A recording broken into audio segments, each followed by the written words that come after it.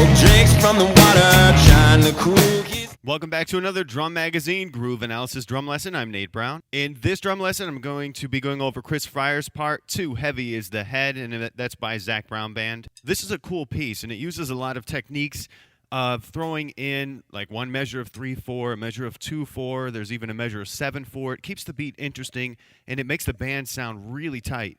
It's one thing to go through the whole song just playing in 4/4, but to have these changes makes it interesting to the listener because it's not expected. I'll start just by going over the main groove, and I'll do that intro fill too. The intro is syncopated. It starts on the E of 3, 3E and up 4E.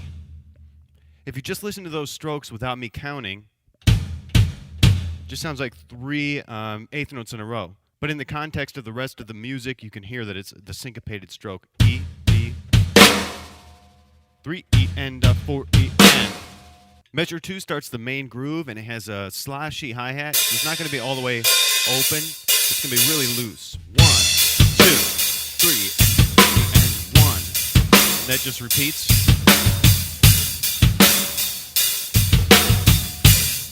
And that's a good bass drum workout because you've got that and up E and 1, a 2, and 3, and a 4, and your right stick needs to remain consistent with those eighth notes. You don't want them to speed up or slow down when you're hitting the 16ths on the bass. So really focus on that. Line 2, measure 1, has a drum fill, which is just straight 16th notes. What's cool there is it's playing off of the 16th notes that you just played on the bass drum. 3 and up, 4 and up. So make sure the timing is consistent.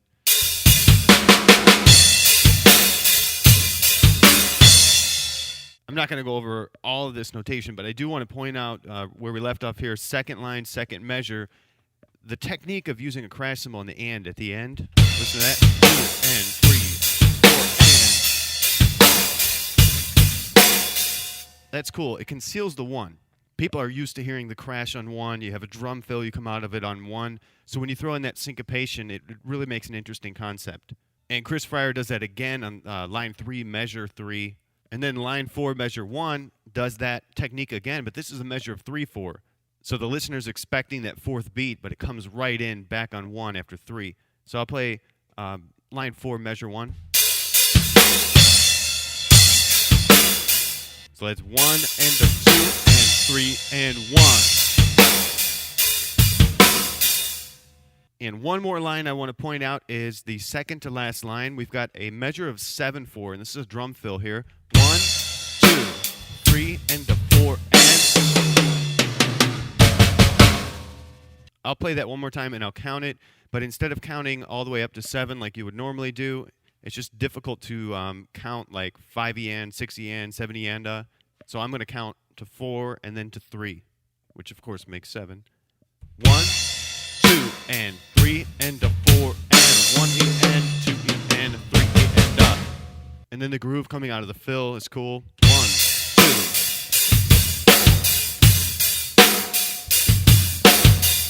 I hope you have fun exploring this drum part. There are a lot of concepts in there that you can take and apply to your own drumming, and that's that accenting on the and of 4 instead of waiting till the 1. Adding in a measure of odd time like 3/4 or 7/4. Be sure to check out drummagazine.com, and it's not too late to enter the Hit Like a Girl contest. You can find more information about that on drummagazine.com or hitlikeagirlcontest.com. I'll see you next month in Drum Magazine. Keep drumming.